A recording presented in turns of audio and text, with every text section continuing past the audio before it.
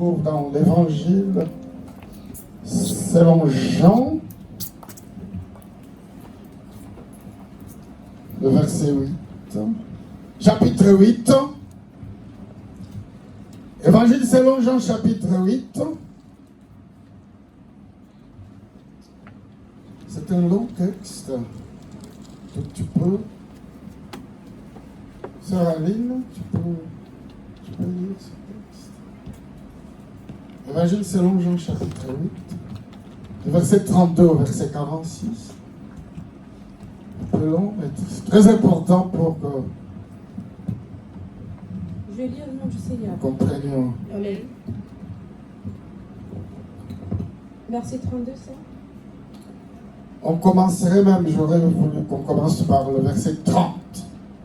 Jean chapitre 8, du verset 30 au verset 46. Philippe accourut et entendit l'Éthiopien qui lisait le prophète. Non, Jean chapitre 8. Ah, pardon, chapitre 8. Comme Jésus parlait.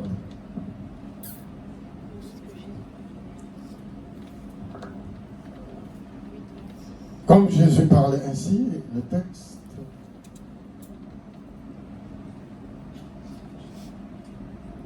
Comme Jésus parlait ainsi, plusieurs crurent en lui.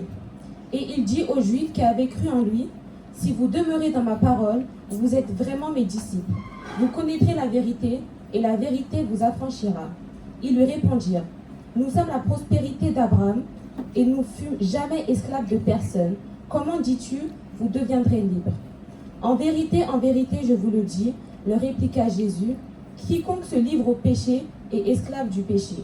Or, l'esclave ne demeure pas toujours dans la maison, le Fils y demeure toujours. Si donc le Fils vous affranchit, vous serez réellement libre. Je sais que vous êtes la postérité d'Abraham, mais vous cherchez à me faire mourir parce que ma parole ne pénètre pas en vous. Je dis ce que j'ai vu chez mon Père, et vous, vous faites ce que vous avez entendu de la part de votre Père. » Ils lui répondirent, « Notre Père, c'est Abraham. » Jésus leur dit, « Si vous étiez enfants d'Abraham, vous feriez les œuvres d'Abraham. Mais maintenant, vous cherchez à me faire mourir, moi, qui vous ai dit la vérité et que j'ai entendu de Dieu. Cela, Abraham ne l'a point fait. Vous faites les œuvres de votre Père. » Ils lui dirent, « Nous ne sommes pas des enfants illégitimes, nous avons un seul Père, Dieu. » Jésus leur dit, « Si Dieu était votre Père, vous m'aimeriez, car c'est de Dieu que je suis sorti et que je viens. Je ne suis pas venu de moi-même, mais c'est lui qui m'a envoyé. » Parole du Seigneur. Je vais lire Galates chapitre 5, un seul verset, il est écrit. C'est pour la liberté que Christ nous a affranchis. Demeurez donc fermes et ne vous laissez pas mettre de nouveau sous le joug de la servitude. Parole du Seigneur, nous allons prendre place. Dieu soit béni, Dieu soit glorifié. Je bénis le Seigneur, bien-aimé, pour ce merveilleux culte que nous sommes venus offrir à Dieu. Nous avons envie de continuer de donner une coloration à la famille, parce que si nous avons des bonnes familles, nous aurons une bonne église. Quelqu'un dit amen avec moi? Je voudrais que tu te réveilles. Est-ce que tu es toujours là? Amen. Tu es toujours là? Lève un peu la main, je veux voir si tu es là. Donne un peu une offrande d'acclamation au Seigneur pour voir. Ah, c'est bien. Ah, c'est vrai. Je dis ça. Gloire à Dieu. Merci Seigneur. Donc, écoute-moi bien. Nous avons envie de nous approfondir et de nous apaisantir. Je pense que vous l'avez senti et donner vraiment une grande expression à la notion de la famille, l'importance de la famille. L'Église est une grande famille. L'Église, certes, dans la définition, c'est la communauté des saints, c'est-à-dire la communauté de ceux que Dieu a choisis pour accomplir une mission spéciale. Crois que tu n'es pas dans ce monde en vain. Tu es là parce que tu as une mission accomplie. Donc nous sommes l'Église parce que nous avons une mission très spéciale accomplie ici-bas. Aussi longtemps que nous resterons ici-bas, donc sache, et je te rappelle, que tu as une mission très importante à accomplir. C'est pourquoi nous sommes l'Église de Jésus.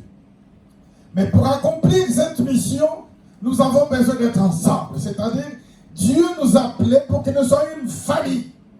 Comme Israël avait été appelé au milieu de plusieurs peuplades, au milieu de plusieurs familles, au milieu de plusieurs nations. Dieu s'était choisi une nation sainte pour devenir un modèle parmi tout le peuple du monde. Au jour d'aujourd'hui, dans notre génération, nous sommes cet Israël-là que Dieu a choisi pour être un modèle au milieu de ce monde, au cours de ces siècles, au cours de notre époque, afin de perpétuer la génération des dieux. Donc sache que toi, tu as une mission accomplie. Le frère et la sœur qui est à côté est membre de ta famille. Si, mes amis, nous avons des familles bien affermies, des familles fortes, des familles qui aiment Dieu, alors nous aurons une bonne église. Et nous sommes dans cette lignée parce que nous sommes aussi une bonne église. Parce que nous avons des bonnes familles. Alors, permettez-moi de revenir ici à cette notion de la course, parce que je vais toujours parler encore une fois de la course. Je continue de parler de la course, comme vous le savez. La course, je vous rappelle, est l'exercice de notre foi. C'est-à-dire, c'est la pratique quotidienne de l'expression de notre vie nouvelle. Je ne sais pas si tu as déjà confessé Jésus comme Seigneur et Sauveur. Peut-être tu t'es dit, je viens par curiosité entendre la parole. Et je crois que tout ce qui s'est dit ici, c'est bien. C'est agréable d'entendre dans mes oreilles. Mais tu n'as pas encore pris l'engagement et la décision de donner toute ta vie au Seigneur. Alors ce matin, je t'adresse une invitation pour te dire, tout ce que nous disons, c'est la vie.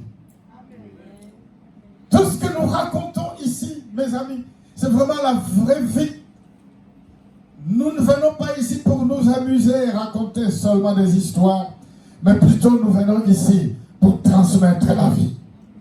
Donc, je continue de parler de la course qui est l'exercice de notre foi, la pratique quotidienne de l'expression de notre vie nouvelle en Christ Jésus. C'est-à-dire, quand tu viens ici et tu entends tout ce que nous disons, la parole de Dieu que nous annonçons ici a fait de nous de nouvelles personnes. Ce n'est plus moi qui vis, mais c'est Christ qui vit en moi. Quand nous avons pris l'engagement d'accepter, d'embrasser la parole de Dieu, qui est Jésus, parce que la parole est une personne, alors désormais nous disons que nous avons embrassé une nouveauté de vie. La vie ancienne que nous l'avions abandonnée, et désormais nous sommes devenus de nouvelles créatures. Même si tu n'as pas changé de couleur de peau, mais quand tu acceptes la parole de Dieu, tu deviens une nouvelle créature. Nous devenons dans ces cas des créatures spirituelles. Tu étais déjà spirituel, mais quand tu entends la parole de Dieu, quand tu l'acceptes et que tu prends l'engagement d'aller jusque dans les zones de baptême, alors à ce moment-là, bien-aimé, je te confirme que tu n'es plus la même personne que tu étais avant. Et d'ailleurs, je te rappelle que nous sommes avant tout des êtres spirituels. Je continue donc de parler de la course en vous disant, bien-aimé, que quand nous avons accepté Jésus, quand nous avons accepté la parole de Dieu, quand nous avions donné notre vie, alors toute notre vie, tous les domaines de notre vie, quand nous entendons la parole du Seigneur, nous disons, tous les domaines de ma vie, je les donne au Seigneur. Je ne sais pas si c'est le cas pour toi. En tout cas, c'est le cas pour moi. C'est pourquoi je me tiens devant vous pour vous dire, quand j'avais accepté cette parole, il y a très longtemps, plusieurs d'entre vous n'étaient pas encore nés, parce que moi je suis appelé à la vie éternelle, et avant même que je sois né, Dieu m'avait déjà appelé pour être ministre de la parole de Dieu, et quand cette parole s'est confirmée dans ma vie, j'ai commencé à me tenir debout devant le peuple de Dieu, pour annoncer cette parole, pour annoncer non seulement ce que j'ai dit, mais aussi pour faire preuve de ce que j'ai vu. Amen. Parce que notre vie n'est pas seulement ce que nous disons, mais plutôt ce que nous faisons aussi. Amen. Ah, je vais m'approfondir là-dessus. Donc, notre vie, bien-aimée, quand nous avons accepté le Seigneur Jésus, nous lui avons donné notre vie, c'est tout désormais de notre vie. Et nos sentiments dans nos cœurs, et nos projets professionnels, et notre travail pour ceux qui travaillent déjà, gloire à Dieu, et ceux qui font des études, parce qu'au sein de notre Église, nous aimons la jeunesse, parce que la jeunesse, c'est la force de l'Église. Oh, quelqu'un dit amen? Amen, amen. Moi, j'aime la jeunesse. Sans la jeunesse, l'Église ne peut pas être Église. Tous les disciples de Jésus étaient des jeunes. Oh, dis amen. Amen. Ben, pourquoi je me suis posé la question? Pourquoi les disciples de Jésus étaient tous des jeunes? Parce que les jeunes ont plus de force. Oh, c'est normal. Oui ou non? Amen. La jeunesse a la force.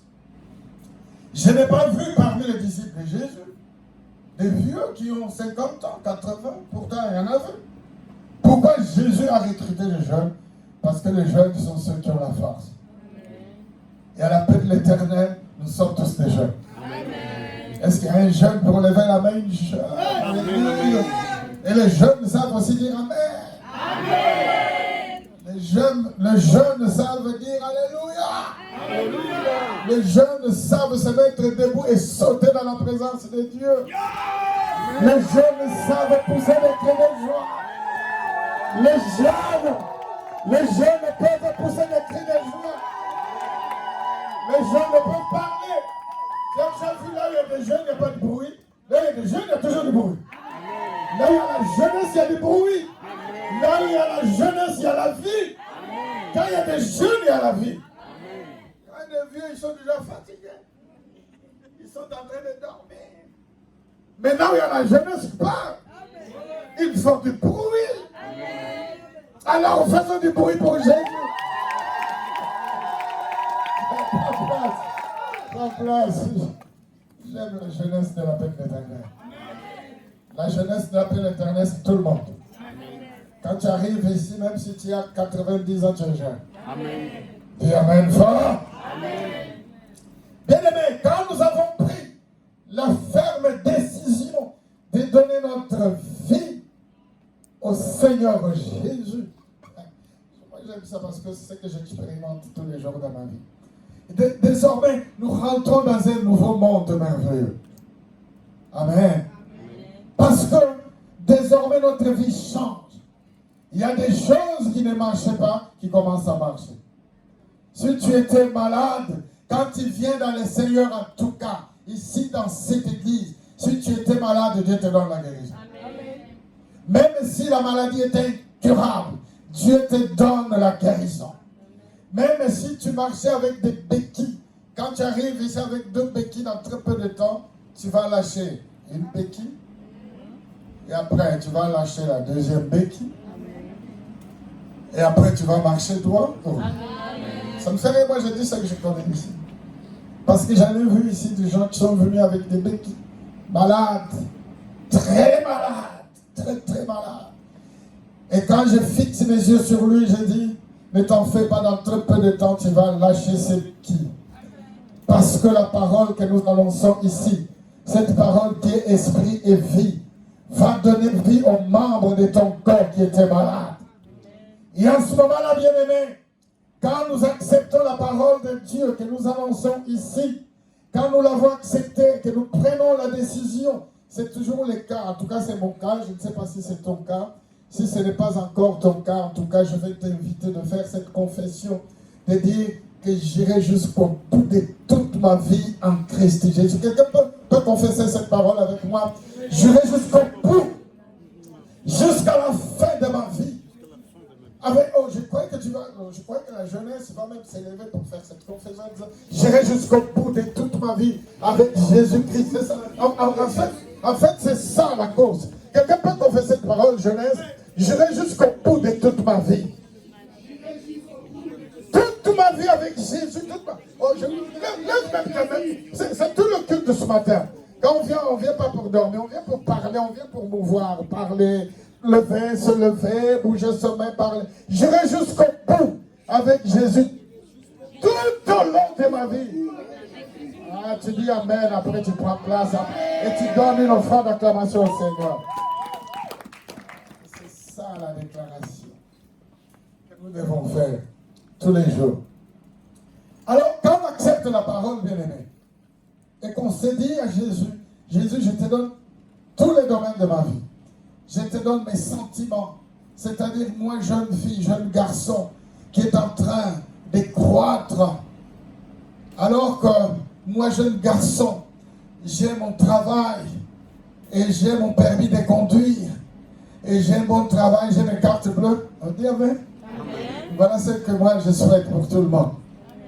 Ici, à l'appel éternel, nous voulons que tout le monde ait son permis de conduire, même si tu as déjà 70 ans. Ah, il faut que tu aies ton permis de conduire. Que toutes mes diaconesses et tous mes diacres, ceux qui n'ont pas de permis de conduire, comme Belle Rose a son permis de conduire, gloire à Dieu.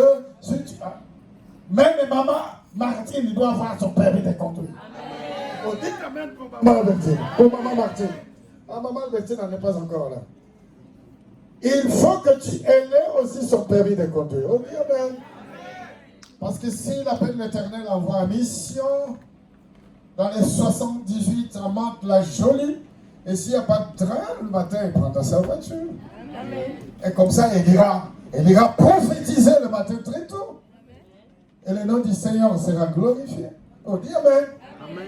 Vous ne connaissez pas bien maman Martine. Quand maman Martine est arrivée ici, ah, si tu savais. Viens un peu ici, maman. Amène-la ici, amène-la. Je n'ai pas pensé. Accompagne-la. Je n'ai pas pensé à le faire aujourd'hui. Je me disais, un jour, je vais le faire. Et voici ce jour est arrivé. L'Esprit connaît toutes choses. Viens, reste là. Viens, reste à côté d'elle. Quand maman Martine est arrivée ici, il y a environ 10 ans, quand Dieu l'a envoyée ici, elle était très malade. Il fallait voir comment elle était. Elle était vieille, malade, désamorcée. Difficilement, elle comprenait les choses. Elle n'entendait pas. Tu lui parles, elle n'entend pas. Il faut la prendre par la main. On l'avait accompagnée pour dire, il y a une église ici. Elle est restée. Et quand elle est restée, au fur et à mesure qu'elle venait et que nous prions pour elle, Dieu l'a guérie. Dieu l'a restaurée. Dieu l'a restaurée. Et moi, je vois maman Martine être restaurée du jour au lendemain. Tu ne la vois pas pleine forme. Tu n'entends pas sa voix quand il prophétise pour nous, pour l'église. Acclamons très fort pour ce que Dieu est en train de faire pour maman. Tu peux l'accompagner pour rester à sa place. Ce n'est pas que pour maman Martine, c'est aussi pour toi. Amen. Dieu fait des grandes choses. Mes amis, la parole que nous annonçons ici, quand tu l'écoutes, dis au Seigneur, Seigneur, je te donne tous les domaines de ma vie. Ma santé, mon travail, mon projet de formation, mes études, mon mariage. Je te donne tout, Seigneur. Et en ce moment-là, je vous assure, quand Dieu entend la confession de ta foi, Dieu commence à faire. Dieu commence à améliorer. C'est-à-dire que la course, bien-aimée, moi je continue de dire que la course, c'est l'expression de notre foi.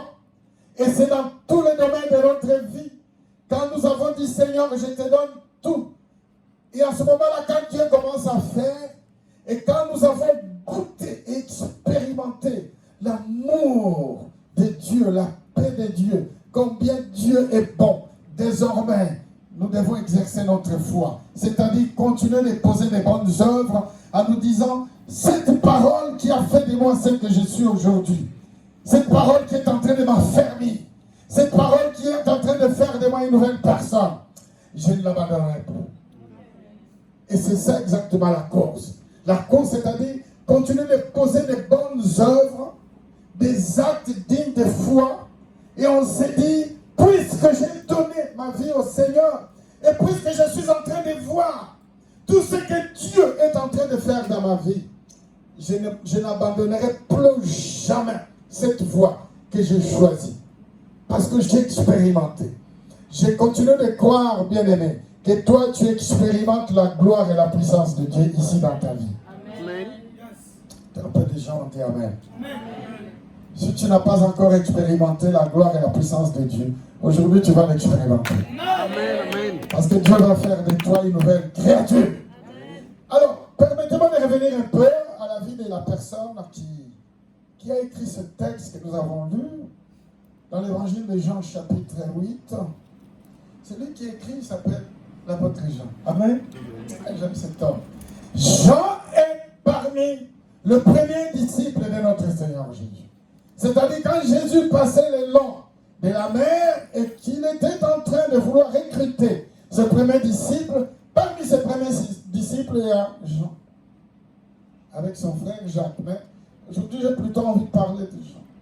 Il fait partie des tout premiers disciples de Jésus. Et ici, il est en train de faire un récit, une narration. Il est en train de parler ce qu'il a vu. Il est en train de donner son rapport. Vous savez, pour connaître une personne, l'identité de la personne, quand on lit ce qu'il écrit, on peut comprendre quelle est cette personne. Quelqu'un comprend ce que je dis? Aujourd'hui, c'est très difficile d'écrire. Aujourd'hui, on n'écrit plus. Mais il y a quelques années, plusieurs années avant, les gens s'écrivaient du courrier, de lettres. Et quand la personne écrit, on peut identifier le genre de personne. Quel est cet homme? Et par ce que Jean nous rapporte de ce que Jésus a fait, nous pouvons aussi comprendre le genre de personne qui était comme Jean. Jean, non seulement il est parmi les premiers, le premier disciple de Jésus, mais il est resté un collaborateur fidèle de Jésus. C'est-à-dire que Jean a vécu tout ce que Jésus a fait. Il fait partie des premiers disciples. Il a vu Jésus faire des miracles. Il a vu Jésus se transfigurer. Il a vu Jésus à Gethsémane. Quand Jésus est allé prier, quand il fallait que Jésus soit arrêté, Jésus savait que Judas Iscariote viendra avec des soldats romains pour l'arrêter. Alors Jésus avait besoin de soutien. Jésus va choisir parmi ses disciples 3. Et parmi les 3 disciples, il y avait Jean. Tous les moments les plus difficiles que Jésus a vécu, même des moments de joie, Jean était là. Quelqu'un dit Amen. Amen. Alors le message que j'ai envie de te transmettre, sois un fidèle disciple de Jésus ici, auprès de moi. Jean a tout vu. Fidèle collaborateur du Seigneur, fidèle homme de confiance du Seigneur Jésus. Et c'est le seul disciple, c'est le seul rapporteur dans les 4 évangiles synoptiques, c'est-à-dire les 4 évangiles qui disent les mêmes choses, mais chacun les raconte comme il a vu, comme il a entendu, selon sa conviction et selon sa foi. Et c'est le seul disciple, mes amis, qui commence son récit en disant au commencement était la parole. Il ne dit pas, bien aimé, ce qu'on lui a dit, mais il dit sa conviction, il dit ce qu'il pense de Jésus, il dit ce qu'il pense de la divinité, de son chef, de son maître, de son Seigneur. Au commencement était la parole.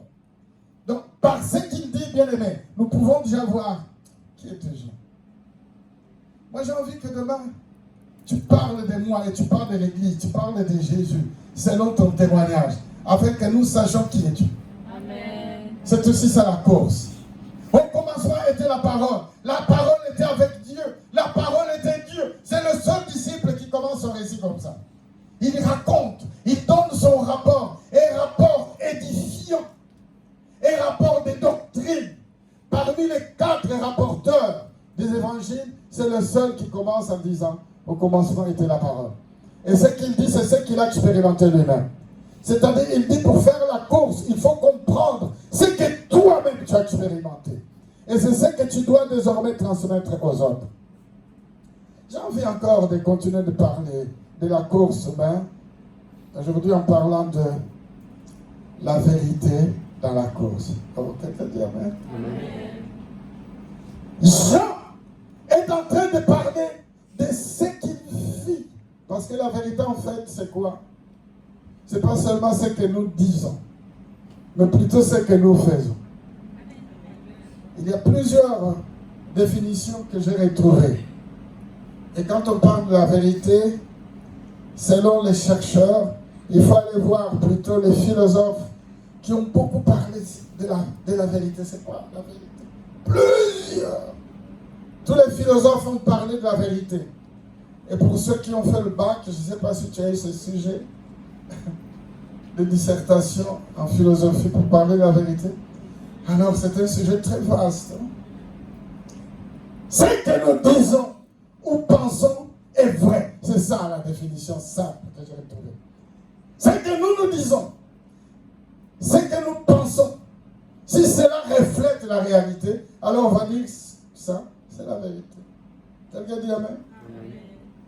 Ce que nous avons vu existe vraiment tel que nous le disons et nous le pensons. C'est ça la vérité.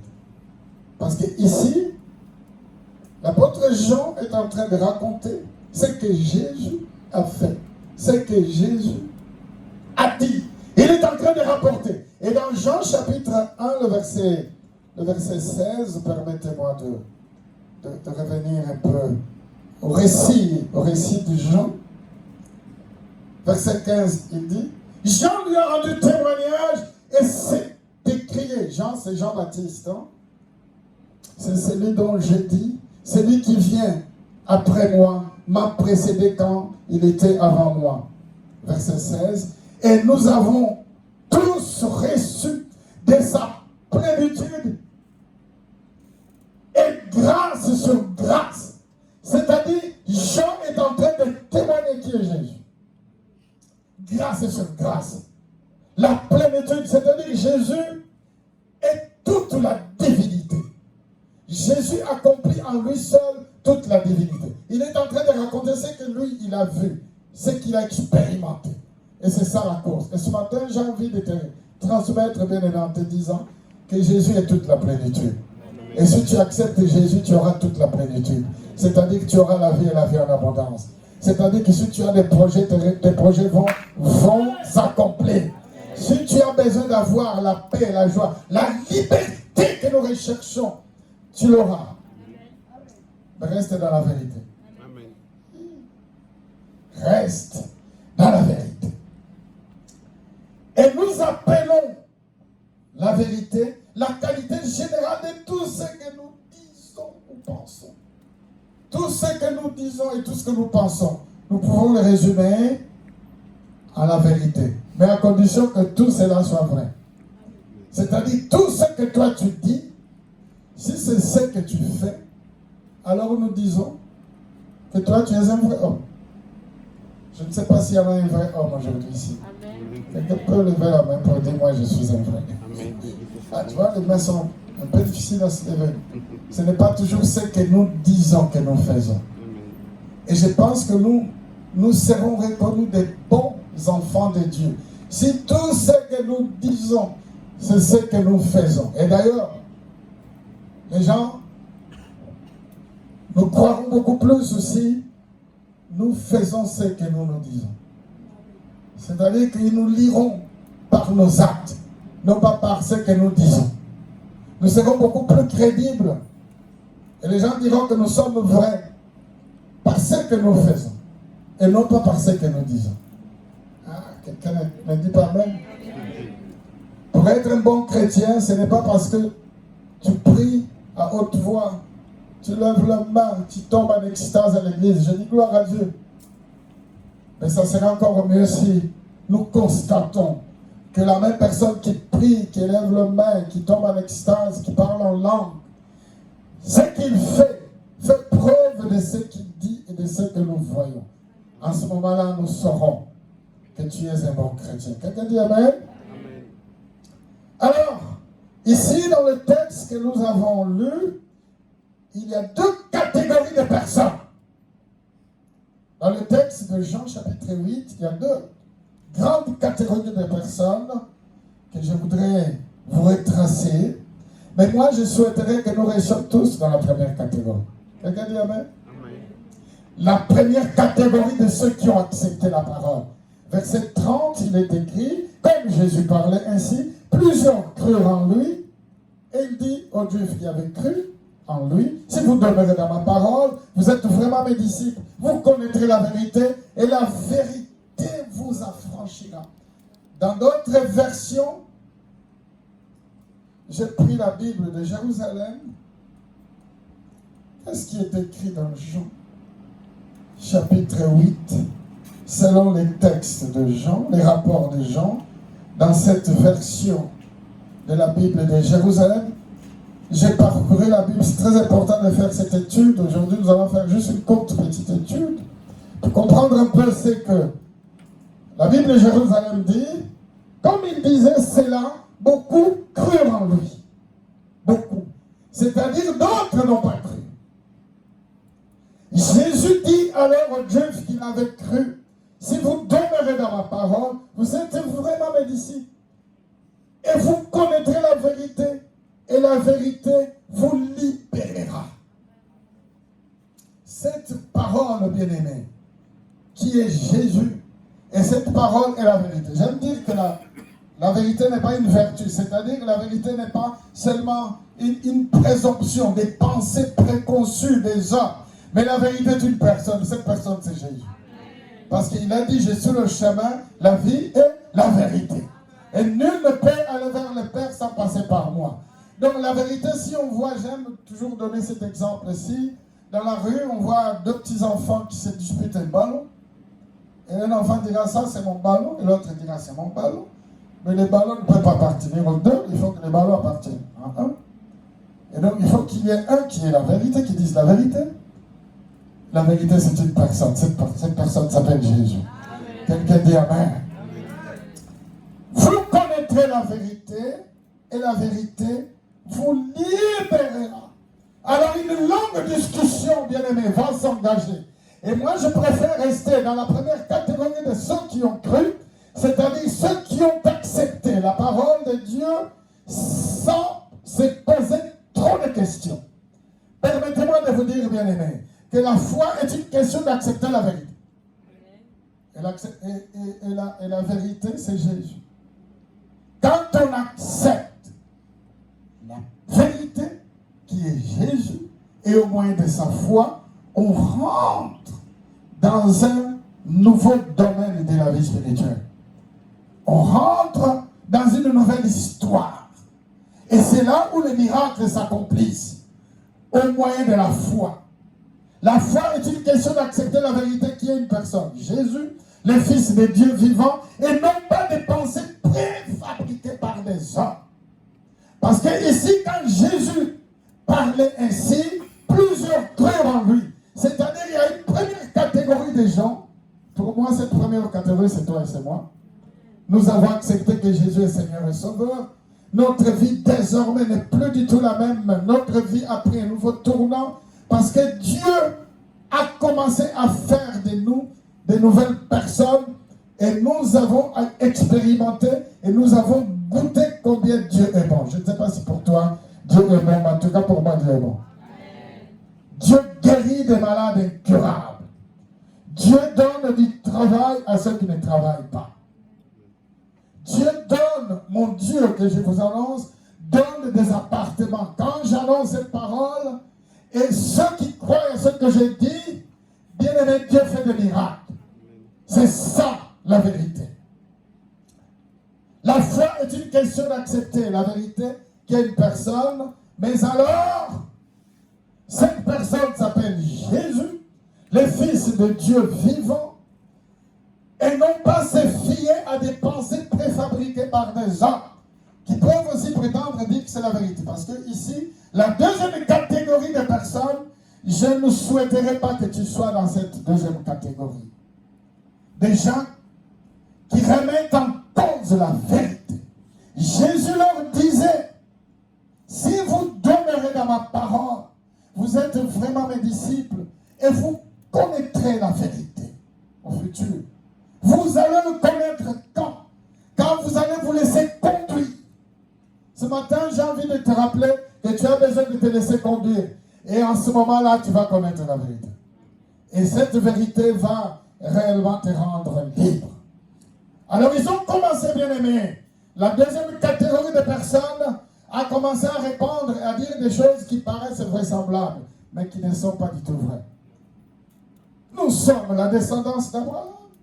Certes. Combien de gens parmi nous ne disent pas que moi aussi je suis né dans une famille de chrétiens, dans une famille de gens qui partaient toujours à l'église, gloire à Dieu, merci Seigneur.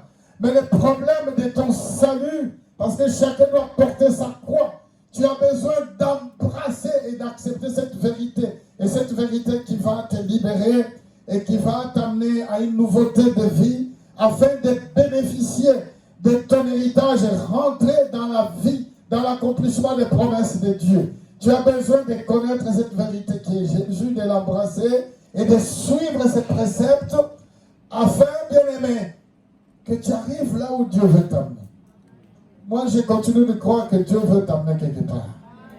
Dieu veut nous amener, Dieu veut amener son Église quelque part dans une très très grande bénédiction. Alors, ceux-là qui ont remis en cause la parole de Dieu, on dit à Jésus, mais non, nous n'avons jamais été esclaves. Et d'ailleurs, nous sommes des fils d'Abraham. Comment dis-tu que nous allons devenir libres? Nous n'avons jamais été des esclaves. Et Jésus va répondre, en vérité, je vous dis, quiconque commet le péché est esclave. J'ai envie de parler un peu, tout simplement un peu, après nous allons prier, de la notion de la vérité dans la famille, entre le parent, c'est-à-dire entre père et mère, et vice-versa, et entre les enfants et leurs parents, et entre les collègues de travail. Tu as des collègues de travail? Ceux qui travaillent, tu as des collègues? C'est toujours facile de se dire la vérité. Et même au sein de la famille. Le dimanche passé, l'évangéliste a introduit un message trop profond. Et je pense que nous pouvons nous attarder là-dessus tout au long de notre vie, de nos relations dans la famille. Parce qu'en fin de compte, c'est ce qui remet en cause, voire notre propre chrétienté. Si réellement nous sommes des enfants de Dieu ou pas. En se disant la vérité, c'est-à-dire en faisant ce que nous disons, et non pas seulement nous limiter à dire, mais nous ne faisons pas ce que nous disons. Quelqu'un me comprend? Dis Amen.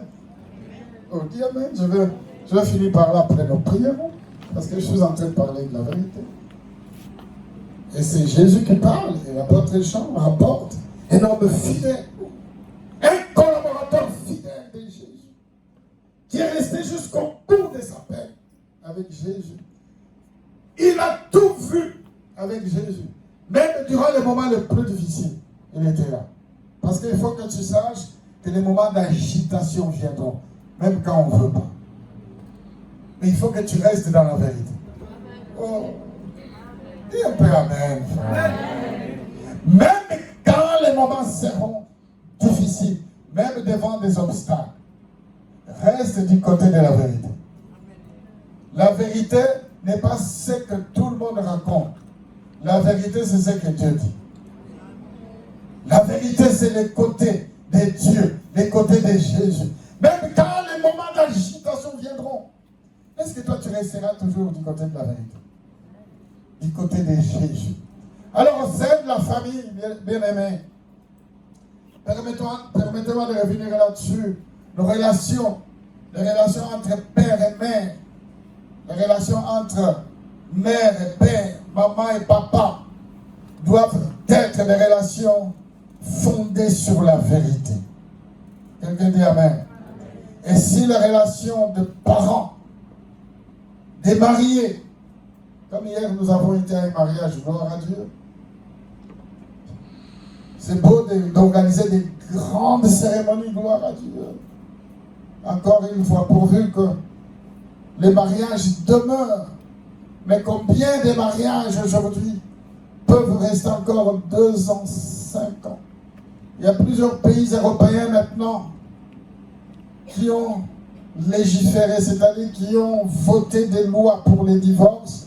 Désormais, pour divorcer, il n'y aura plus besoin de se présenter devant monsieur le maire, devant les tribunaux. Vous pouvez même divorcer sur Internet. Parce qu'on a compris que les mariages ne demeurent plus. Les mariages ne durent plus. Même si on organise des grandes cérémonies, il n'y a aucune seule garantie que ce mariage va durer. Mais moi, j'aimerais dire, et je lance un défi dans ce monde et à l'Église, que les mariages peuvent durer si nous avons la vérité au sein de la famille.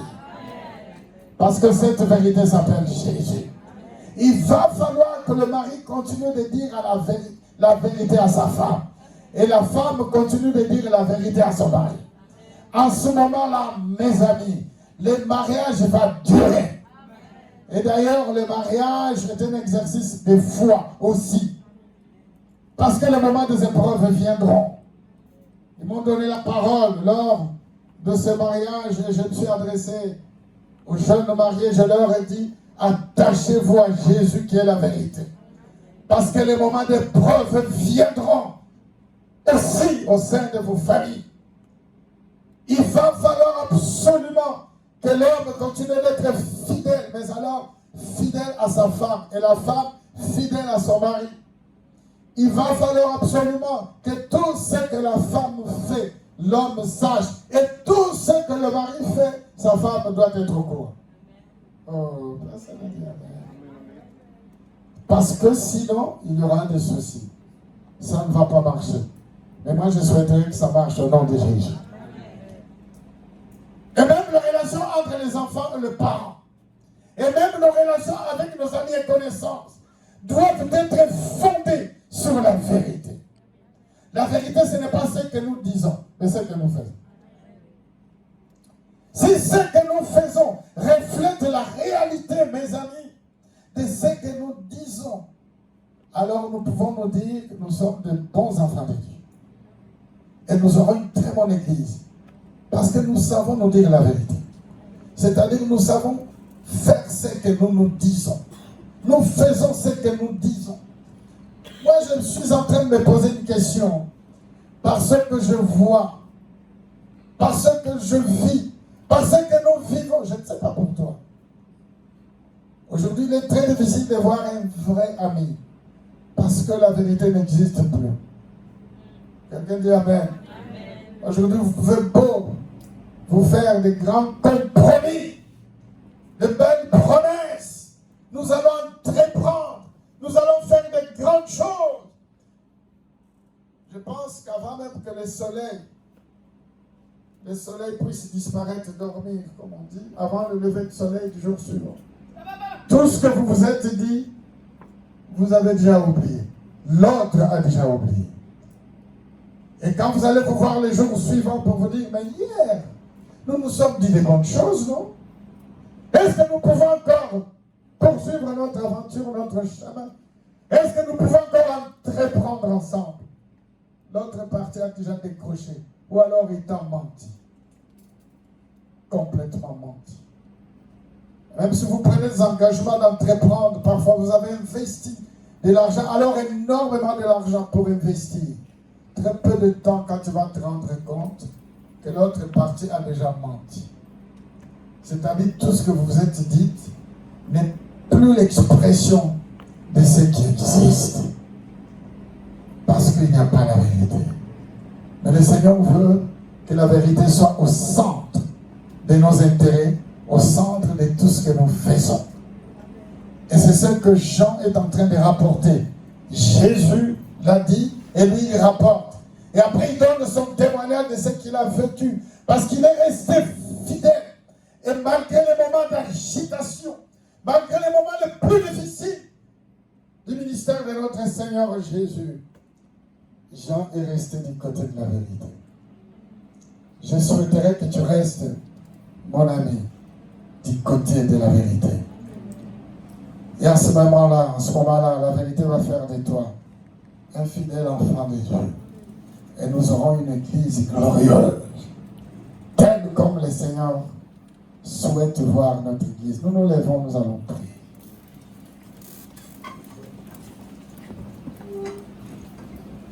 Nous remercions le Seigneur pour sa parole. Élève ta voix et nous prions. Quelqu'un peut élever la voix et bénir le Seigneur, notre Dieu, notre Père. Nous te bénissons, Yahweh. Nous te rendons toute la gloire, Jésus. Nul n'est comme toi, Seigneur Dieu.